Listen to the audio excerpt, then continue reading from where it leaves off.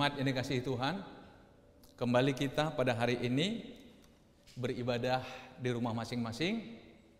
Dan saya percaya kalau sikap hati kita benar kepada Tuhan, maka di rumah pun saudara akan menikmati hadirat Tuhan.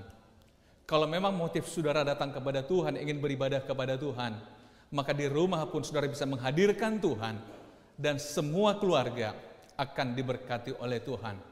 Saudara-saudara, salah satu yang sering dikatakan orang bahwa ciri orang Kristen adalah orang yang berjalan dari iman kepada iman. Dan memang juga Alkitab mengatakan orang benar akan hidup oleh iman. Dalam Perjanjian Lama di Habakuk dikatakan orang benar akan hidup oleh percayanya. Dengan kata lain saudara, sejarah sudah mencatat bahwa orang-orang yang hebat di mata Tuhan, yang dipakai Tuhan luar biasa, adalah orang-orang yang beriman.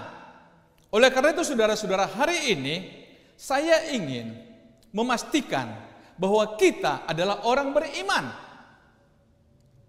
Kita coba lihat firman Tuhan hari ini tentang the power of faith, atau dalam bahasa yang mudah kita mengerti, saya katakan adalah kekuatan iman. Kita coba menguji, kalau kita mengatakan kita orang beriman, apakah iman kita itu memang berfungsi? Saudara-saudara, iman itu bukan hanya sebuah statement, bukan sebuah pernyataan, tapi iman itu adalah sesuatu yang dinamis, sesuatu yang produktif, artinya apa? Menghasilkan sesuatu. Karena itulah saudara-saudara, kalau kita bicara kekuatan iman, saya akan ajak kita melihat dalam Ibrani pasal 11 ayat 1. Di sana dikatakan iman adalah dasar dari segala sesuatu yang kita harapkan dan bukti dari segala sesuatu yang tidak kita lihat. Sekali lagi saya baca saudara-saudara, iman adalah dasar dari segala sesuatu yang kita harapkan dan bukti dari segala sesuatu yang tidak kita lihat. Saudara-saudara, banyak orang mengambil ayat ini untuk menjelaskan apa itu iman. Dalam ayat ini sebenarnya ada dua kata kunci tentang iman yang dijelaskan dalam ayat ini, yaitu dasar dan bukti. Artinya apa? Iman adalah dasar, iman adalah bukti. Dasar dari apa? Dasar dari segala sesuatu yang kita harapkan. Saudara-saudara, dan bukti dari segala sesuatu yang tidak kita lihat. Oleh sebab itu saudara-saudara, hari ini coba kita lihat, saya coba memulai dari kata bukti, yaitu bukti dari segala sesuatu yang tidak kita lihat. Di ayat yang ketiga, saudara lihat, iman adalah bukti dari segala sesuatu yang tidak kita lihat. Apa maksudnya saudara? Iman adalah bukti dari sesuatu tidak kita lihat. Di sini penulis surat Ibrani, dia menyampaikan hal yang sederhana aja, hal yang sangat standar. Dia katakan apa? Lihat ayat 3. Karena iman kita mengerti bahwa alam semesta telah dijadikan oleh firman Allah, sehingga apa yang kita lihat hari ini telah terjadi daripada apa yang tidak dapat kita lihat. Artinya apa? Saudara, kita sekarang sama-sama paham. Saya kira semua kita percaya bahwa alam semesta dijadikan oleh Tuhan. Tapi pertanyaannya, apakah kita melihat ketika Allah menjadikan alam semesta ini? Kan tidak. Nah, untuk itu pilihan kita adalah percaya atau tidak. Dengan kata lain, kalau kita ingin menguji iman kita, saya orang beriman atau tidak? Di sini Alkitab dalam surat Ibrani mengatakan begini, engkau tidak pernah tahu bagaimana Allah menjadikan dunia, kan? Engkau tidak pernah tahu bagaimana Allah menjadikan alam semesta, tetapi mengapa engkau percaya bahwa Tuhanlah pencipta itu? Padahal kita nggak melihat. Nah, alam semesta adalah bukti. Dan kalau engkau percaya bahwa Tuhanlah yang menjadikan alam semesta, berarti engkau orang beriman. Katakan amin. Saudara-saudara, itu bukti. Jadi tidak terlalu sulit sebenarnya. Makanya di sini iman itu dijelaskan di sini dalam hal yang praktis yang terkait langsung dengan kehidupan sehari-hari. Jadi kalau engkau percaya bahwa dunia ini diciptakan oleh Tuhan sama dengan engkau juga percaya bahwa Tuhan itu ada. Bahwa Tuhan menjadikan segala sesuatu. Oleh sebab itu saudara-saudara, saya ingin kita coba lihat kembali pada diri kita. Apakah engkau percaya bahwa dunia ini dijadikan oleh Tuhan hanya dengan perkataan, hanya dengan firman? Apakah engkau yakin bahwa Allah lah yang menjadikan dunia ini hanya dengan perkataan, hanya dengan firman? Artinya apa saudara?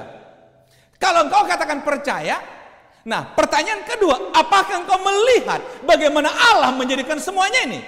Tentu saudara katakan tidak. Karena dunia telah dijadikan Tuhan jauh sebelum kita ada. Tapi disinilah perannya iman. Saya percaya bahwa Tuhanlah yang menjadikan alam semesta. Itulah bukti bahwa saudara orang beriman. Itulah bukti iman saudara bahwa Tuhan menjadikan alam semesta. Kemudian saudara, kata kunci yang kedua tadi dikatakan iman adalah dasar dari segala sesuatu yang kita harapkan. Sekali lagi, iman adalah dasar dari segala sesuatu yang kita harapkan. Di sini ada kata dasar dan ada kata harapkan. Berarti kalau tadi bukti itu melihat pada masa lalu, tapi harapkan itu bicara masa depan.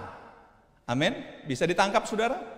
Jadi kalau yang kita harapkan berarti belum terjadi. Dengan kata lain, iman itu punya dua sisi. Percaya pada yang sudah terjadi, tapi juga percaya pada apa yang akan terjadi. Saudara, dalam kondisi sekarang misalnya, orang mulai bingung, mau sampai kapan kondisi ini?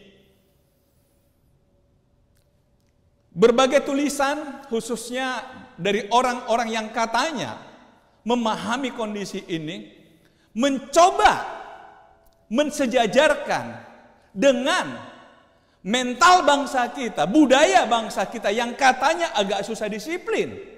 Bisa-bisa sampai Juli mata rantai ini mungkin baru bisa diputus. Saudara bisa bayangkan hari ini kita baru di bulan April. Kalau sampai ke bulan Juli, saudara berpikir kalau begitu apa yang akan terjadi? Ini bicara masa depan. Mungkin saudara mengatakan bulan depan saya nggak tahu mau bagaimana. Apalagi sampai bulan Mei, Juni, Juli dan seterusnya. Saudara mungkin yang berbisnis mengatakan sekarang ini saya harus tutup. Saya nggak punya penghasilan. Saya nggak tahu harus mau buat apa. Nah disitulah kalau dikatakan iman adalah dasar dari segala sesuatu yang kita harapkan. Sekarang pertanyaan saya adalah, apa yang kau harapkan terjadi di masa depan? Sekali lagi, apa yang kau harapkan terjadi di masa depan? Atau apa harapanmu dari Tuhan? Tempat di mana engkau beriman? Yang menjadi sasaran imanmu, apa yang kau harapkan dari Tuhan? Dikatakan di sini saudara, dalam Ibrani pasal 11, kita coba ambil contoh Abraham. Saudara-saudara, Abraham dinobatkan dalam Alkitab sebagai bapa orang beriman. Karena memang iman Abraham teruji. Untuk jangka waktu yang sangat panjang ke depan teruji. Setidaknya ada 3 peristiwa besar dalam hidup Abraham yang menunjukkan dia seorang beriman. Yang pertama adalah ketika Abraham disuruh pergi ke tempat yang dia belum tahu.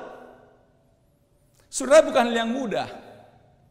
Waktu itu kondisi Abraham sebenarnya kalau sudah baca dalam Kejadian pasal yang ke-11, pasal-pasal terakhir, ayahnya Terah baru meninggal.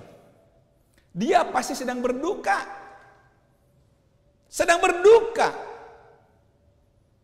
Dia sedang menangisi keberadaannya karena ayahnya baru meninggal. Siapa sih nggak sedih anggota keluarga dipanggil Tuhan? Nah, dalam kondisi seperti itu Tuhan bicara sama dia, Abraham harus bangkit dan pergi. Tinggalkan kampungmu, tinggalkan rumahmu, pergi ke tempat yang akan aku berikan kepadamu. Saudara lihat. Artinya apa? Tuhan sedang mengajak dia bukan meratapi apa yang sedang terjadi, tapi Tuhan ingin membawa dia kepada sesuatu di masa depan yang penuh harapan. Amin. Itu yang Tuhan mau bagi Abraham. Alkitab mengatakan dalam pasal 11 ayat 8, karena iman Abraham taat ketika ia dipanggil untuk berangkat ke negeri yang akan diterimanya menjadi milik pusakanya. Lalu ia berangkat dengan tidak mengetahui tempat yang ia tuju. Saudara perhatikan. Bukan hal yang mudah saudara ketika kita diajak orang ke tempat yang kita belum tahu mau kemana. Saya coba gambarkan saudara, seandainya saya mengajak saudara, ayo ikut saya. Pasti pertanyaan pertama saudara adalah, kemana Pak? Kemana Pak Pendeta?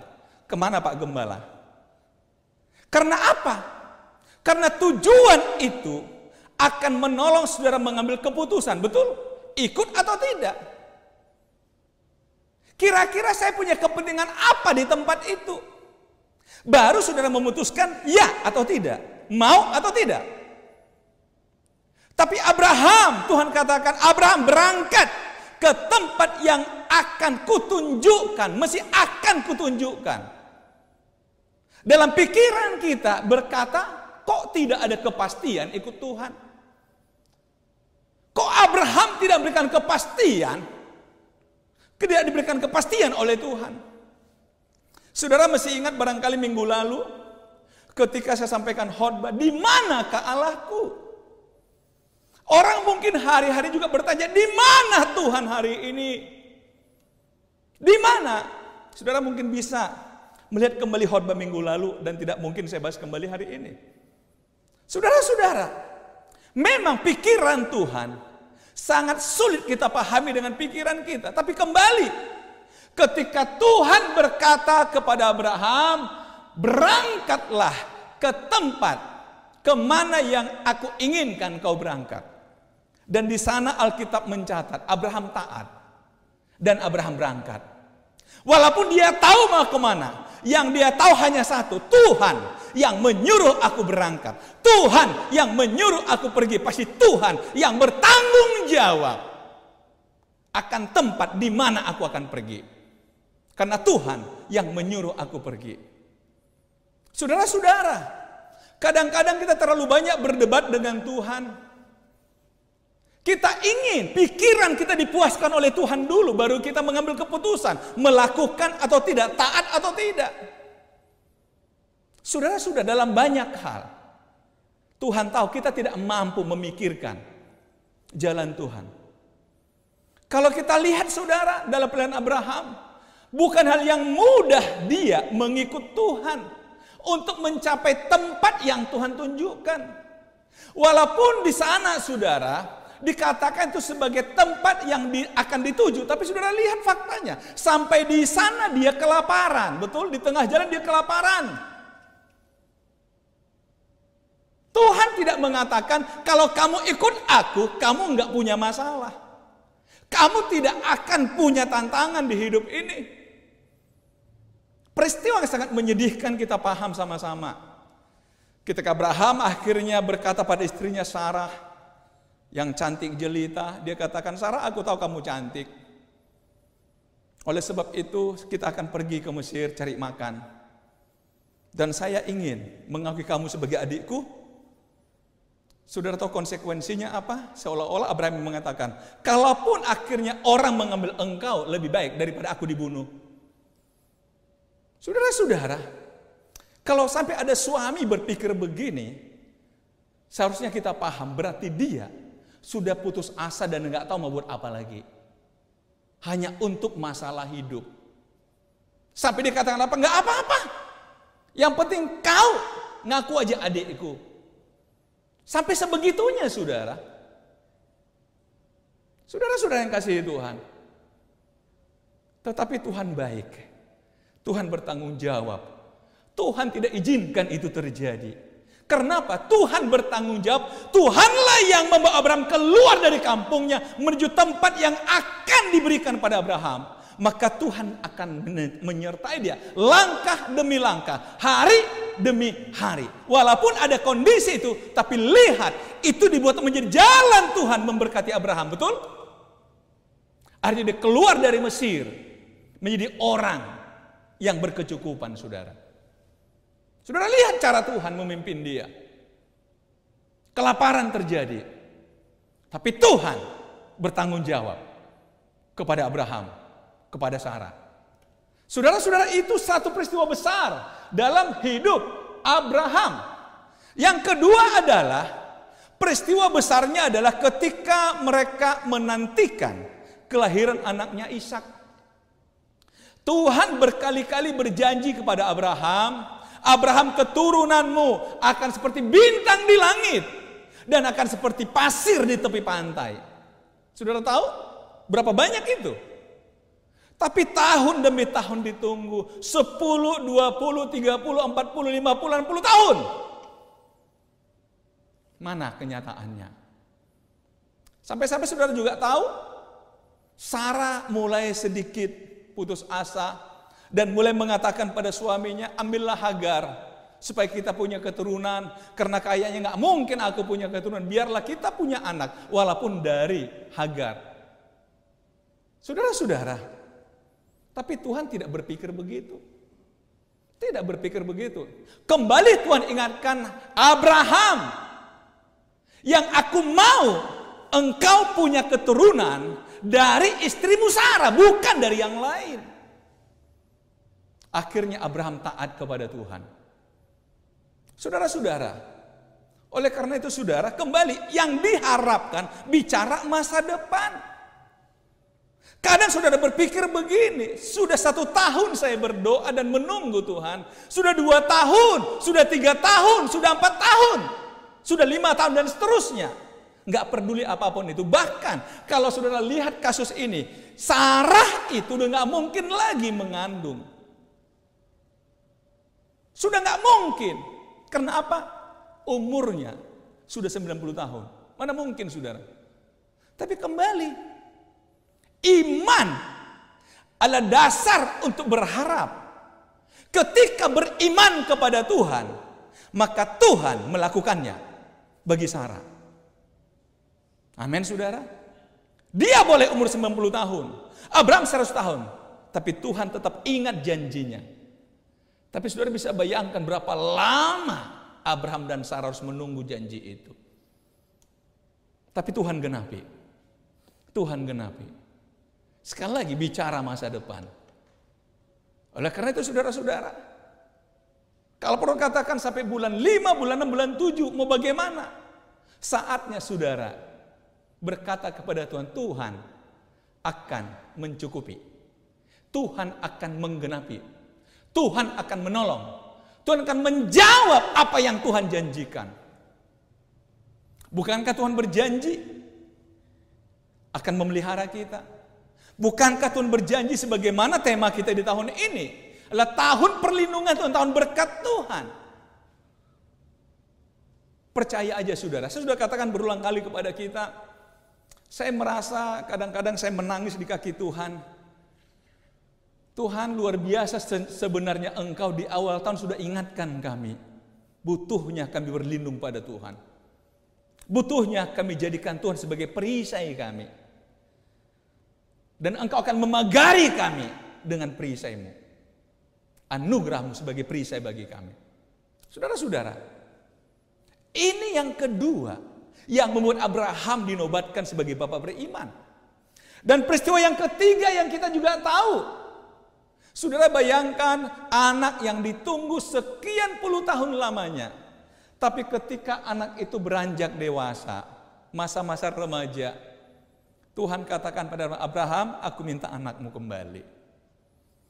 Saudara, kadang kita berpikir, Tuhan kok sejahat itu sih? Sekian lama saya menunggu Tuhan. Dan saya baru belasan tahun menikmati enaknya punya anak. Tapi kok tega-teganya Tuhan Engkau ambil kembali? Kok sampai segitunya Engkau Tuhan sama saya? Saudara-saudara, saya pernah katakan begini. Kalau ini terjadi bagi kita, jangan-jangan kita akan Tuhan, kayaknya aku harus memilih sekarang ini. Mau tetap ikut Tuhan, tapi kehilangan anak. Atau saya tetap punya anak, tapi mau nolak Tuhan. Barangkali itu pilihan yang harus kita ambil. Tapi Abraham dicatat dalam Alkitab, dia katakan dia taat. Yang paling menyakitkan adalah ketika dia bangun pagi-pagi, dia ajak anaknya Ishak berjalan ke tempat di mana dia akan persembahkan Ishak. Ishak bertanya, "Pak, ayah, ada kayu api di sini? Mana korbannya yang akan dipersembahkan pada Tuhan?" Karena apa? Karena ayahnya mengatakan pada Ishak, "Ishak, kita yuk pergi yuk. Kita akan persembahkan korban untuk Tuhan. Kita akan beribadah kepada Tuhan." Jadi seorang anak yang mulai berkembang dalam pemikirannya, dia bertanya hal yang wajar. "Ayah, di mana korbannya? Kita kan mau berkorban untuk Tuhan. Kita kan mau beribadah kepada Tuhan." Saudara bisa bayangkan kalau saudara dalam posisi Abraham, saudara jawab apa? Tapi kembali, jawaban Abraham yang dikatakannya kepada Ishak apa? Tuhan akan menyediakan. Itu bahasa iman. Tuhan akan menyediakan. Walaupun itu jawaban kepada anak, tapi sesungguhnya Alkitab mengatakan di sini apa? Lihat, karena iman maka Abraham taat ketika ia dicobai mempersembahkan Ishak. Ia yang telah menerima janji itu rela mempersembahkan anaknya yang tunggal, walaupun kepadanya telah dikatakan, keturunan yang berasal dari Ishaklah yang akan disebut keturunanmu. Karena ia berpikir, perhatikan, bahwa Allah berkuasa membangkitkan orang-orang sekalipun dari antara orang mati. Dari sanalah ia seakan-akan telah menerimanya kembali. Artinya apa? Abraham punya keyakinan yang lebih dalam di hatinya. Abraham punya iman, kalaupun anakku ini kupersembahkan kepada Tuhan, tapi Tuhan akan kembalikan kepadaku. Amin, saudara. Kenapa? Dia tahu anak ini anak perjanjian. Anak ini anak dari Tuhan. Tuhan tidak sejahat itu. Tuhan tidak jahat, saudara. Jangan saudara berpikir ketika Tuhan meminta satu dari saudara, dia ingin berbuat yang buruk pada saudara. Tidak. Tuhan tidak sejahat itu. Tapi dia ingin menguji Abraham. Apakah engkau benar beriman kepadaku? Di sini kekuatan iman diuji. Apakah engkau percaya kepadaku? Dalam kondisi ini, iman kita diuji. Apakah kita masih percaya pada Tuhan? Apakah kita masih berani berharap kepada Tuhan? Apakah kita masih berani menggantungkan harapan kita kepada Tuhan? Saudara-saudara mungkin berkata, Abraham itu kan pengecualian. Makanya dikatakan Bapak beriman. Tapi saudara, setidaknya dalam perjanjian baru juga, saya ambil 3 contoh dari sekian banyak peristiwa yang terjadi dalam zaman Yesus. Apa itu saudara? Yang pertama, Yesus berkata kepada seorang perwira yang mengharapkan kesembuhan anaknya. Saudara, seorang perwira, dia punya masalah. Pulanglah dan jadilah kepadamu seperti yang kau percaya. Maka pada saat itu juga sembuhlah hambanya. Perwira yang mengasihi hambanya sedang sakit dan hampir mati. Dia katakan, Tuhan, katakan sepatah kata saja. Katakan sepatah kata saja. Aku nggak layak menerima engkau di rumahku. Katakan aja sepatah kata. Dan Yesus mengatakan apa? Pulanglah dan jadilah kepadamu seperti yang engkau percaya. Jadilah padamu seperti yang kau imani. Amin. Ini kekuatan iman. Karena itu saudara, jangan berpikir pesimis untuk masa depan. Harus berpikir optimis. Jangan lihat pada keterbatasanmu dan kondisinya, tapi lihatlah kepada kemahakuasaan Tuhan yang mengatasi segalanya. Makanya apa yang kau harapkan dari Tuhan terjadi pada hidupmu? Tuhan katakan, jadilah padamu seperti yang kau percayai. Jadilah padamu bukan hanya seperti yang kau minta, tapi yang kau percaya itu akan terjadi padamu.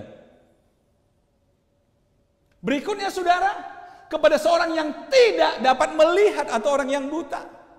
Yesus katakan apa? Lalu Yesus menjamah mata mereka sambil berkata, jadilah kepadamu menurut imanmu.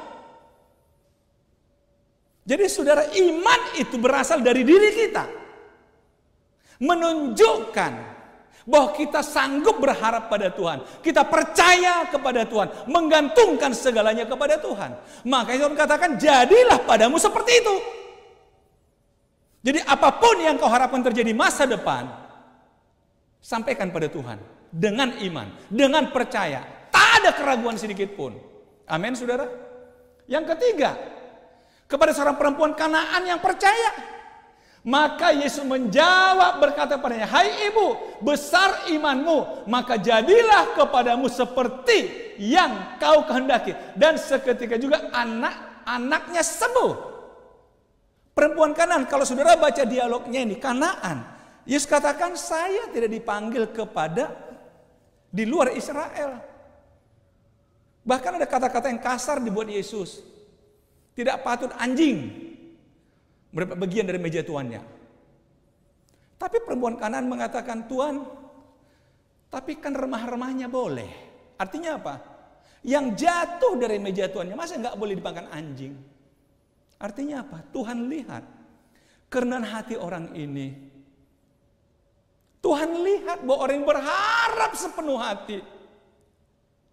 Tuhan lihat perempuan Kanaan ini. Tuhan, saya memang tidak termasuk bagian dari bangsa Israel. Tapi bolehlah saya dapat sedikit saja mujizat daripadamu. Bolehlah saya dapat Tuhan. Dan Tuhan Yesus katakan apa? Hai ibu, besar imanmu, maka jadilah kepadamu seperti yang kau kehendaki. Saudara-saudara, kembali hari ini. Seberapa besar iman saudara? The power of faith. Kekuatan iman. Berjalan dengan iman. Berjalan dengan iman. Rasul Paulus juga mengatakan apa? Kami berjalan bukan dengan penglihatan, tapi karena percaya. Banyak hal tidak kita paham hari ini. Tapi saya percaya yang kau paham adalah Tuhan ada dan Maha Kuasa. Tuhan sanggup melakukan apapun, Tuhan sanggup mengubah apapun. Tuhan sedang menguji kita. Dalam kondisi sekarang, apakah kita masih bisa jadi orang beriman? Saya tutup dengan ayat yang ke-6 dalam Ibrani pasal 11. Tetapi tanpa iman, lihat, tidak mungkin orang berkenan kepada Allah. Sekali lagi saudara, saya ulangi. Tanpa iman, tidak mungkin orang berkenan kepada Allah. Iman yang dimaksud di sini sekali lagi 100% percaya pada Tuhan dan berharap pada Tuhan. Tanpa iman, tidak seorang pun berkenan kepada Allah. Sebab barang siapa berpaling pada dia harus percaya bahwa Allah ada. Sekali lagi, yang pertama, engkau harus percaya bahwa Allah ada dan bahwa Allah memberi upah kepada orang-orang yang sungguh-sungguh mencari Dia, yang sungguh-sungguh berharap kepada Dia, yang sungguh-sungguh mengandalkan Dia, yang sungguh-sungguh menyampaikan segalanya kepada Tuhan. Amin saudara.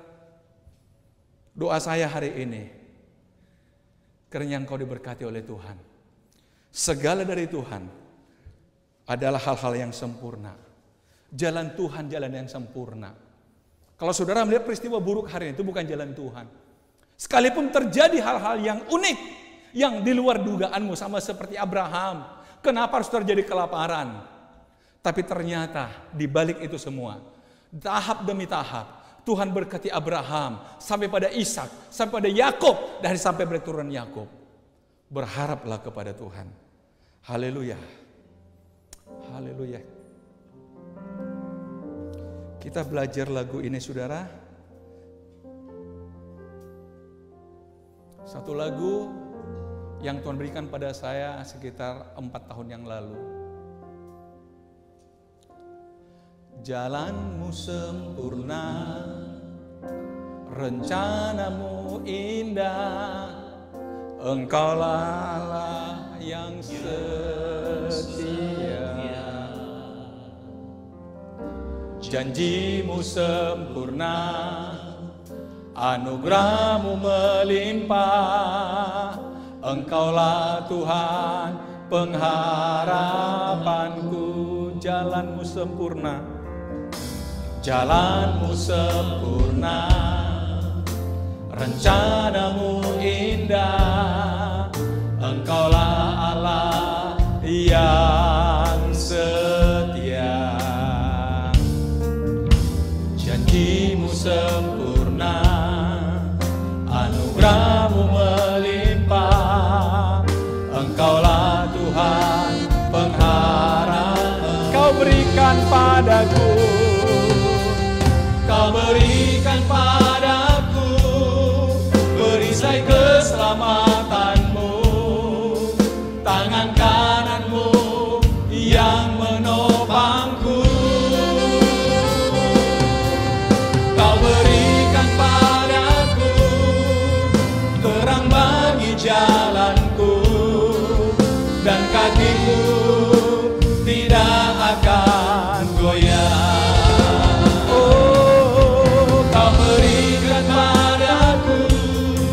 Perisai keselamatanku, tangan kananmu yang menopangku. Kau berikan padaku terang bagi jalanku, dan kakiku tidak akan goyah. Saja engkau berdiri hari ini, angkat tanganmu kepada Tuhan.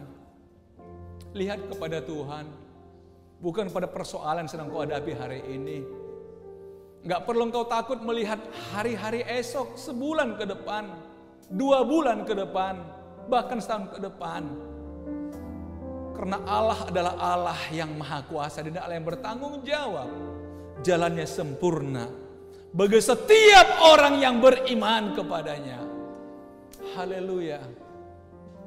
Sama-sama katakan, jalanmu sempurna, rencanamu indah, Engkaulah Allah yang setia. Janjimu sempurna, anugerahmu melimpah, Engkaulah Tuhan pengharapan. Kau berikan padaku, Kau berikan padaku perisai keselamatanmu, tangan kananmu yang menopangku. Kau berikan padaku terang bagi jalanku, dan kakiku tidak akan goyah.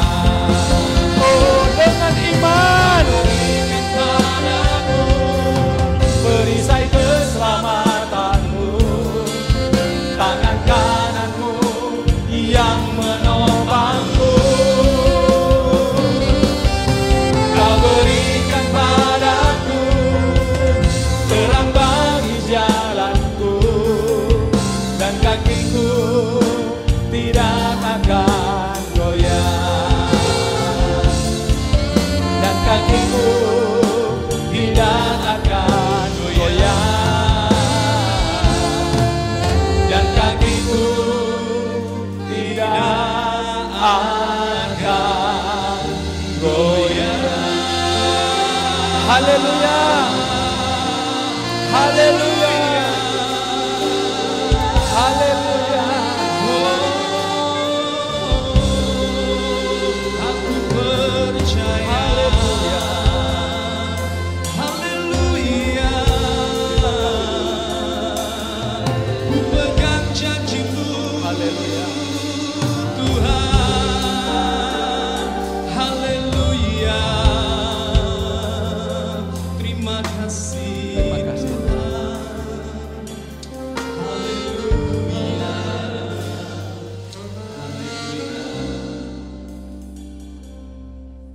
Bapa, akhirnya kami menyadari bahwa kami hidup dengan segala kelemahan, kekurangan, dan keterbatasan. Situasi yang ada, kami tidak bisa pungkiri, membuat kami cemas dan takut.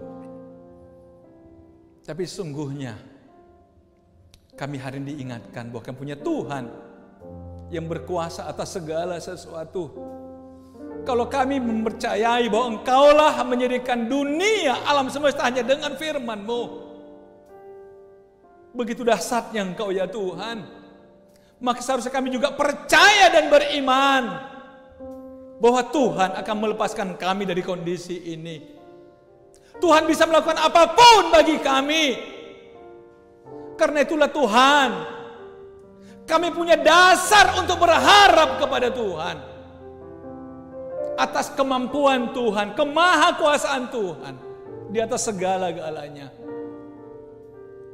Hari ini Tuhan, kami angkat wajah kami kepada Engkau, kami angkat hati kami kepada Engkau, melihat Engkau dengan segala kebesaran-Mu, dan kami berharap kepada Engkau.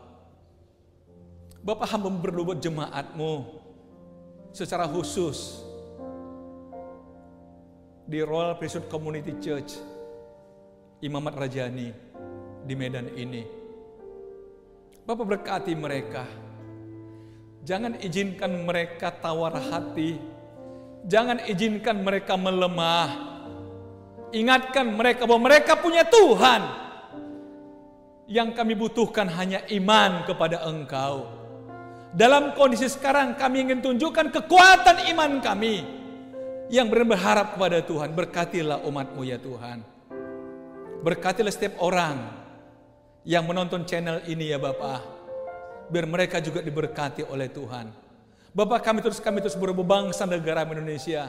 Lepaskanlah bangsa dan negeri ini dari situasi sulit ini. Berikan hikmat kepada para pemimpin kami untuk mengambil putusan yang sangat tepat dalam kondisi ini. Bapak, berkati kota kami, kota Medan, kota di mana kami tinggal. Biarlah juga pemulihan terjadi di kota ini. Terima kasih Bapak. Terima kasih. Sekalian berdoa, berkati setiap rumah tangga jemaat Tuhan.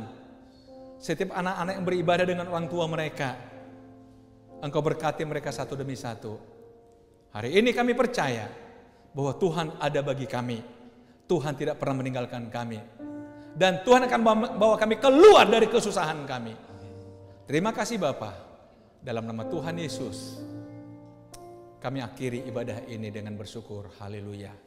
Jemaat Tuhan, mari buka hatimu.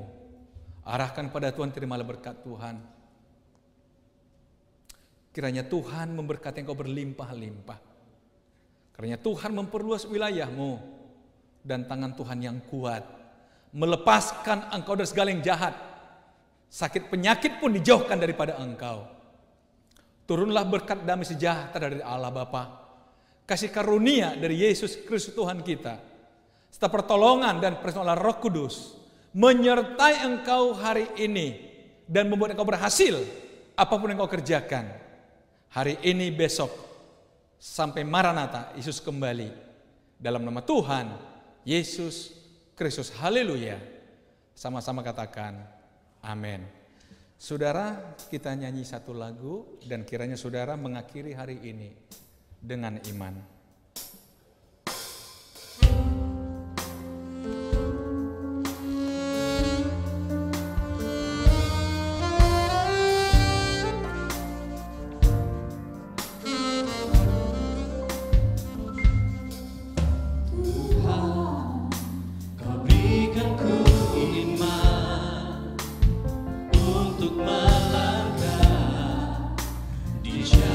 Yang benar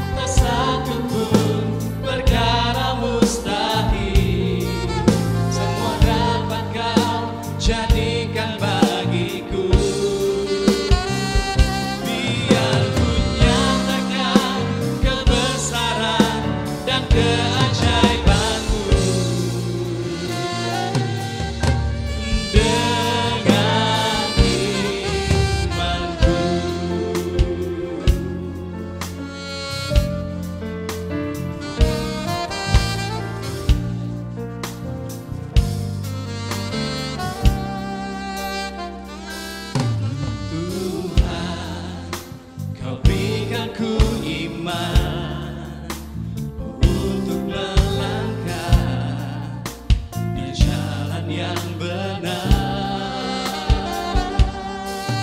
Tuhan, Kau berikan ku iman untuk lakukan perkara yang besar.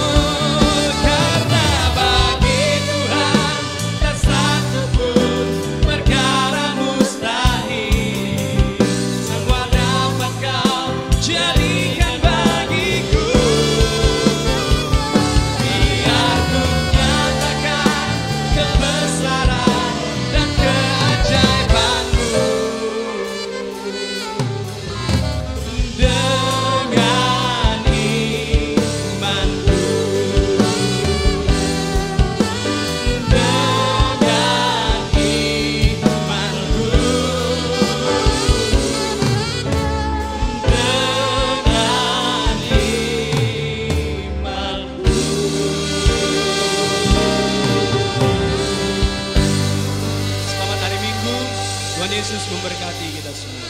Shalom.